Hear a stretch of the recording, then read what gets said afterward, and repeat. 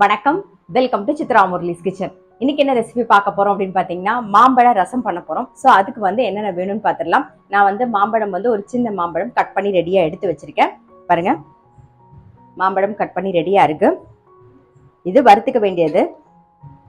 1 teaspoon சீரகம், 1 teaspoon மிளகு, ஒரு 2 டீஸ்பூன் தனியா, 1 டீஸ்பூன் கடலைப்பருப்பு, அப்புறம் வரமிளகா. ஸோ இதுதான் நம்ம வறுத்துக்க போறோம். ஸோ வறுத்துக்கிறதுக்கு இந்த பக்கம் கடாய் வச்சாச்சு. இந்த பக்கம் தாளிச்சிருவோம் ஃபர்ஸ்ட்.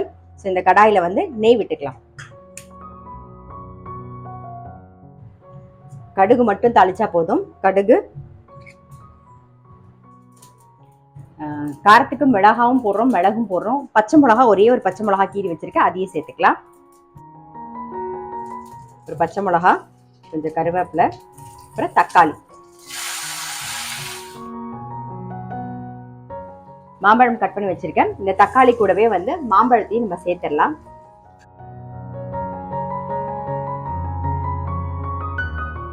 இப்ப வந்து கொஞ்சம் மஞ்சள் பொடியும் பெருங்காய பொடியும் சேர்த்துக்கலாம்.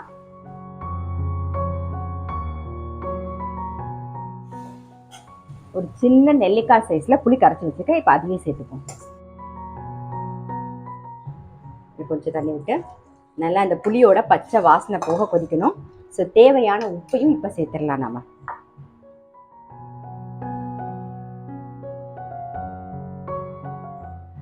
ரசத்துக்கு வறுத்துக்க வேண்டியதெல்லாம் இந்த பக்கம் வறுத்துக்கலாம்.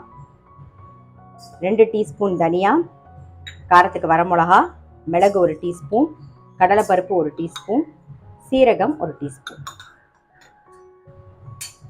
நல்லா தீயாம வாசனை வர அளவுக்கு வறுத்துக்கலாம்.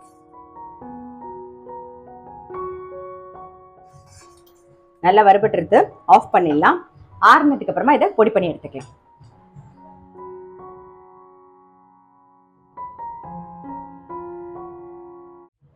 வறுத்ததை பொடி பண்ணியாச்சு.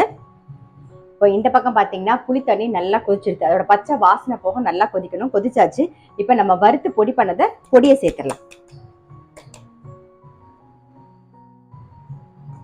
ஒரு மிக்ஸ் பண்ணிட்டு பருப்பு ஜலம் ரெடியாக எடுத்து வச்சிருக்கோமா, ஒரு கரண்டி பருப்பு, இதில் வந்து ஒரு கரண்டி பருப்பு வேக வச்சு மஞ்சள் பொடியும் போட்டு வேக வச்சு நல்லா கரைச்சி ரெடியாக எடுத்து வச்சிருக்கேன். இந்த மாதிரி நீர்க்க இதை சேர்த்துடலாம்.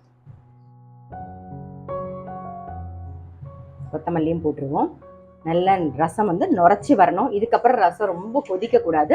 ஸோ நுரைச்சி வந்தோடனே ஆஃப் பண்ணிடலாம். ரசம் பாருங்க நல்லா நுரைச்சி வந்துடுது. கொத்தமல்லி போட்டு ஆஃப் பண்ணிடலாம். அவ்வளோதான், நம்மளுடைய மாம்பழ ரசம் ரெடி. இது நல்ல சுட சாதத்தில் நெய் விட்டு ஓட ஓட பிரச்சனை சாப்பிடும்போது செம்ம டேஸ்ட்டாக இருக்கும்.